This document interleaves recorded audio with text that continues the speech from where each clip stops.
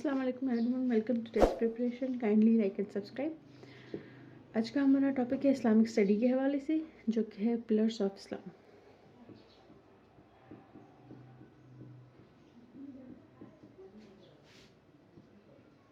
अक्सर एग्जाम्स में आता है इस्लाम के पिलर्स के हवाले से, और ये भी पूछा जाता है कि टोटल कितने पिलर्स हैं। टोटल 5 पिलर्स हैं हमारे।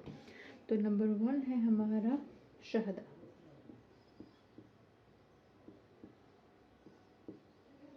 यानी कि अल्लाह को एक मानना, गवाही देना कि अल्लाह एक ही और हज़रत मोहम्मद मुस्तफ़ा सल्लल्लाहु अलैहि वसल्लम उनके रसूल है, और अल्लाह के नबियों उनके किताब पे यकीन रखना।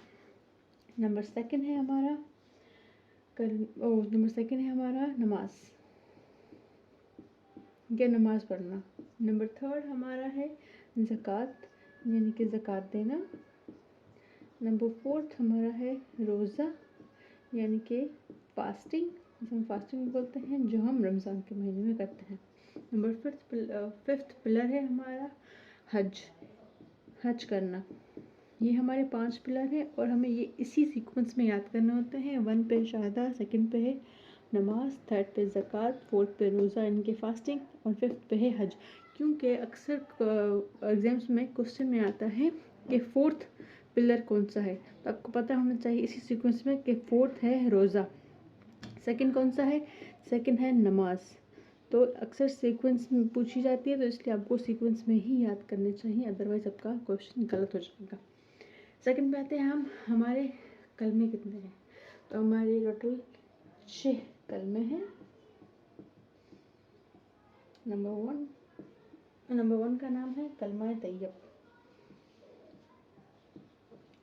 इसके बाद हम इनकी मीनिंग भी पढ़ेंगे, लेकिन फिलहाल हम सिर्फ नेम देखते हैं। कलमा तैयब, उसके बाद 2 कलमा है हमारा कलमा शहादत। नंबर 3 कलमा है हमारा कलमा तमजीद। नंबर 4 कलमा है हमारा कलमा तौहीद।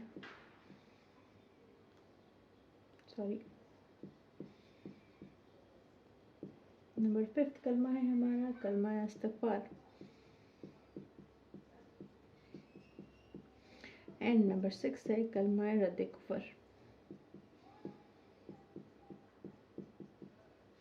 ये हमारे हैं 6 कलमे। अक्सर में आता है कि 5वें कलमे का नाम क्या है, तो 5वें कलमे का नाम इस्तग़फ़ार है।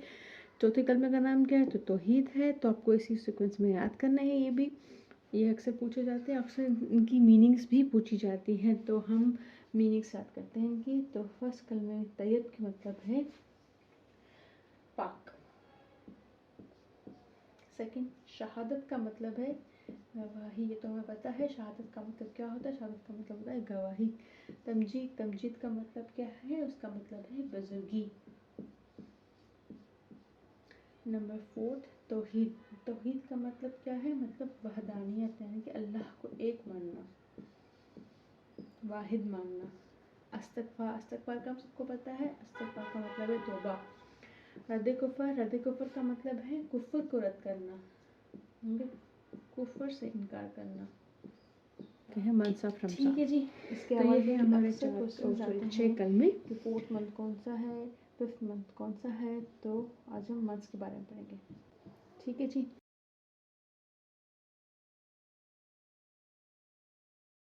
आई होप आपको राइटिंग समझ में आ रही है। मेरी राइटिंग थोड़ी सी छोटी है।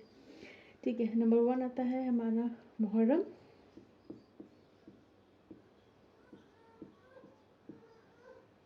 नंबर 2 पे हमारा आता है सफ़र।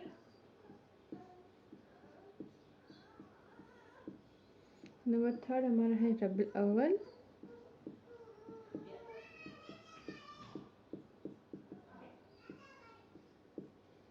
नंबर 4 रबीउल सानी। अच्छा, इसके हवाले से एक चीज़ ये है कि अक्सर एग्जाम्स में सानी ऐसे लिखा होता है और किसी में ऐसे भी लिखा होता है, तो इसमें कन्फ्यूज होने की बात नहीं है, दोनों ही ठीक है। ठीक है जी। नंबर 5 है हमारा जमादुल अव्वल।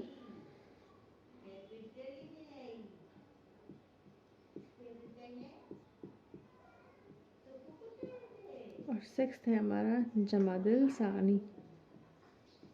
इसमें भी वही चीज़ है, सानी ऐसे भी लिख सकते हैं और वैसे भी लिख सकते हैं, नो इश्यूज। 7 है हमारा रजब। 8 है हमारा शोबान जो स्टिल अभी चल रहा है। 9 है हमारा रमज़ान। रमज़ान भी ऐसे भी लिखा होता है, दी होता है और किसी में जेड होता है, तो उसमें कोई इशू नहीं है, आप देख लीजिए जैसे लिखा हुआ है वो सही होता है, उसमें कोई मसला नहीं होता। नंबर 10 शवाल। अच्छा, रमज़ान को ना फास्टिंग मंथ भी पढ़ा जाता है। अक्सर ये पूछा जाता है कि फास्टिंग मंथ का कौन सा है, वो नंबर है, कौन सा मंथ है फास्टिंग वाला, वो रमज़ान है और नंबर 9 पे है। ठीक है। नंबर 11 है हमारा जुल्कज सॉरी।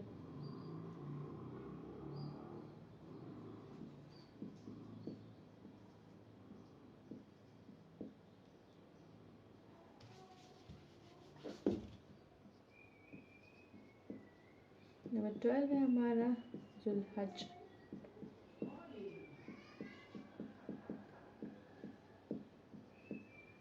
ठीक है जी। इसको आसान याद करने का आसान तरीका ये है कि हमें रमज़ान तो हमेशा याद होता है। ठीक है, रमज़ान के पहले क्या आता है, शोबान, फिर रमज़ान और शवाल, ये 3 ऐसे याद हो गए, शोबान, रमज़ान और शवाल। ठीक है, उसके बाद रबिल थर्ड याद है अगर आपको, रबिल अव्वल, उसके बाद ऑब्वियसली रबिल सानी आना है, फिर जमादिल अव्वल है तो ऑब्वियसली जमादिल सानी आना है, फिर जुल्कद है तो जुल्हज आना है। तो ये पेयरिंग में है, तो आपका अगर मुहर्रम सफ़र आप याद कर ले। ठीक है, मुहर्रम सफ़र, फिर क्या आता है रबिल अव्वल, फिर आपको डेफिनेटली याद होगा रबिल अव्वल के बाद हमेशा रबिल सानी ही आता है, फिर आपके पास आ जाता है जमादिल अव्वल, और आपको पता है जमादिल अव्वल के बाद जमादिल सानी आना है, फिर रजब, शबान, रमज़ान, शवाल, ये 4 याद कर लें, फिर जुल्कद और जुल्हज आपको याद है। ये एक थोड़ी सी ट्रिक है, अगर आपको समझ आए तो ठीक है, वरना आप अपने तरीके से याद कर सकते हैं, कोई इशू नहीं है। ठीक है जी, ये थे हमारे 12 महीने के इस्लाम के। ठीक है, मंथ ऑफ इस्लाम, तो इसे सीक्वेंस में याद कर लीजिए। यही क्वेश्चन में आते हैं कि 6 मंथ कौन सा है इस्लामिक कैलेंडर में, तो वो जमादुल सानी है। इस तरह से आप याद कर लीजिएगा। तो पास्ट में हमने देखा है कि कुछ एग्ज़ाम्स में कुछ सूरा के माना पूछी गई हैं, तो हमने वो कुछ कलेक्ट करके यहाँ पे लिखे हैं। ठीक है, तो हम उनकी आपको मीनिंग बताएंगे। तो सूर्य बकरा की मीनिंग, सूर्य अल इमरान की मीनिंग, सूर्य निसा, सूर्य माइदा, सूर्य अनाम, सूर्य अराफ और सूर्य अनफाल, इन सब की मीनिंग्स आज हम पढ़ेंगे। और ये सारे के सारे पास्ट में आ चुके हैं, इसलिए हमने कलेक्ट करके यहाँ पे लिखे हैं। ठीक है जी। तो सूर्य बकरा का मतलब है दिकाओ। काव आप सबको पता होगा, तो काव का जिक्र किस में किया गया है, सूर्य बकरा में किया गया है। उसके बाद सूर्य अल इमरान आता है, जिसमें इसका मतलब है ऑफ स्प्रिंग ऑफ इमरान, यानी कि इमरान की औलाद। ठीक है, उस पर है ये सारा वो सूरत बनी हुई है। उसके बाद निसा आता है, निसा सूरत वुमेंस पे बनी हुई है। ठीक है जी। और उसके अलावा सेकंड है हमारा सूर्य माइदा। माइदा में दस्तरखान के हवाले से चीज़ें हैं, मतलब माइदा का मतलब है दस्तरखान, तो उसमें उस हिसाब से चीज़ें हैं। अगर आप इन सूरा को मीनिंग के साथ पढ़ेंगे तो आपको पता चलेगा इनकी ये मीनिंग क्यों है और इनका ये नाम क्यों रखा गया था। ठीक है, और उसके बाद आता है हमारे पास सूर्य अनाम। अनाम का मतलब है द कैटल। ये कैटल, इस कैटल का मतलब है जिसको हम सिंधी में बोलते हैं जो पायो माल। वो माल, वो जानवर जिसे हम पालते हैं, चराने ले जाते हैं, जिसे हम दूध लेते हैं और जिसे हम ज़िबा करके खा भी सकते हैं, उनको बोला जाता है अनाम। ठीक है जी। उसके बाद है हमारे पास अराफ। अराफ मीन्स बुलंदी।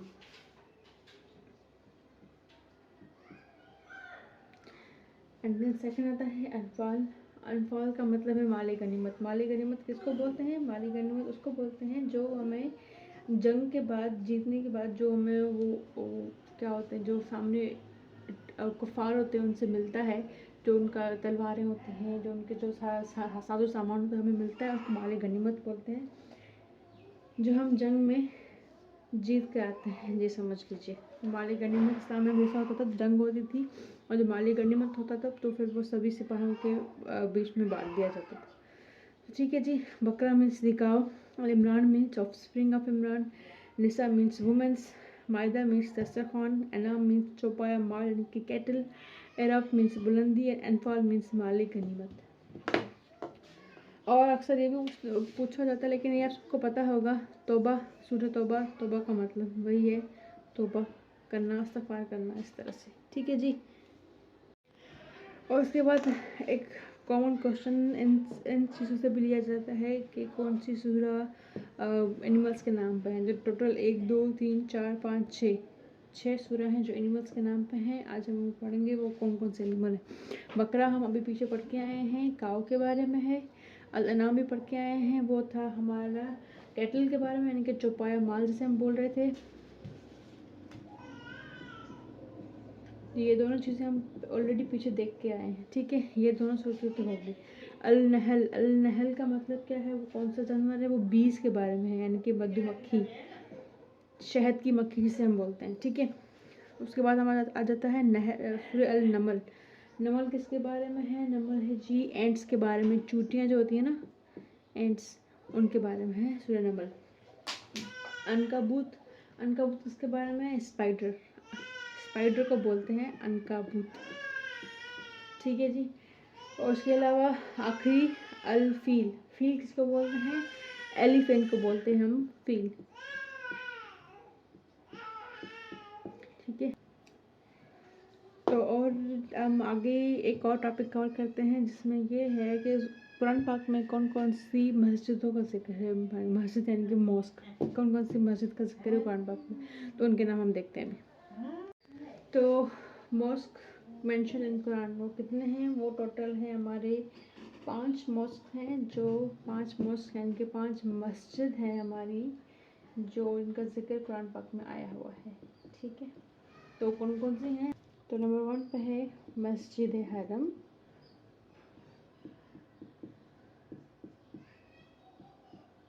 नंबर 2 पे हमारा आता है मस्जिद अक्सा,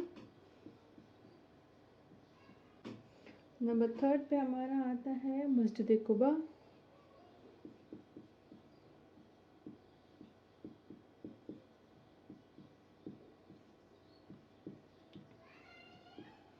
नंबर 4 पे आता है हमारा मस्जिद नबवी, और नंबर 5 पे आता है मस्जिद ज़रार।